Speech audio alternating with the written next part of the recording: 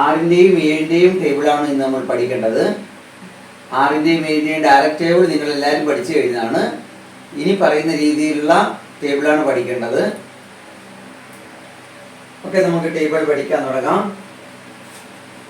6, 7, 42. 6, 7, 42.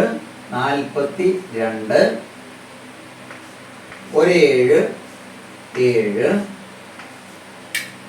3 7, 21.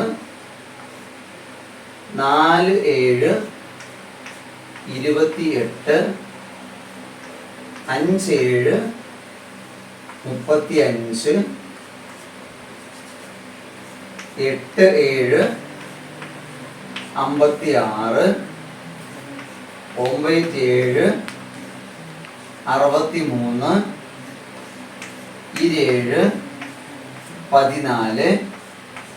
7 49. Table ഒന്ന് ഞാൻ പറയാം. 6 7, 42. 1 7, 7. 3 7, 21. 4 7, 28. 5 7, 35. 8 7, 56. 9 7, 63. 27 14. 7 49. ഇങ്ങനെ ടേബിൾ പഠിക്കണം. ഏത് ടേബിൾ ചോദിച്ചാലും നമുക്ക് പറയാൻ പറ്റും. 8 7 ചോദിക്കുമ്പോൾ 1 7 7 27 14 എന്ന് ചൊല്ലരുത്. 8 7 56 എന്ന് നേരിട്ട് പറയാൻ കഴിയണം. പല പ്രാവശ്യം ഇത് പറഞ്ഞ് പഠിക്കണം. നാളെ ഞാൻ ക്ലാസ്സിൽ ചോദിക്കും 7ൻ്റെ ടേബിൾ. അതേപോലെ 6ൻ്റെ ടേബിൾ. 6ൻ്റെ ടേബിൾ ഒന്ന് നോക്കുക. 6ൻ്റെ 7ൻ്റെ ടേബിൾ.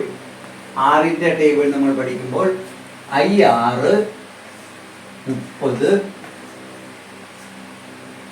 8 6, 48. 6 6, 36. 3 6, 18. 26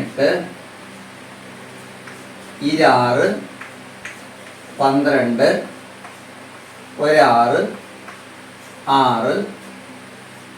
4 6, 24.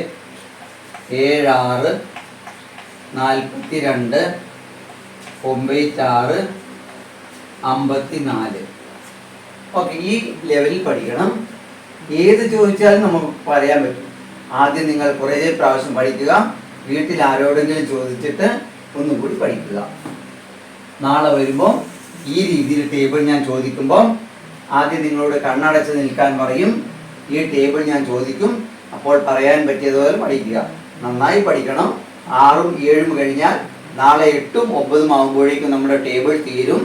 ഇന്ന് ടേബിൾ കൃത്യമായി പഠിക്കുക. മലയാളം മീഡിയം ഇംഗ്ലീഷ് മീഡിയം നന്നായി പഠിക്കുക. ഇംഗ്ലീഷ് മീഡിയം ഇംഗ്ലീഷിൽ തന്നെ പഠിക്കുക.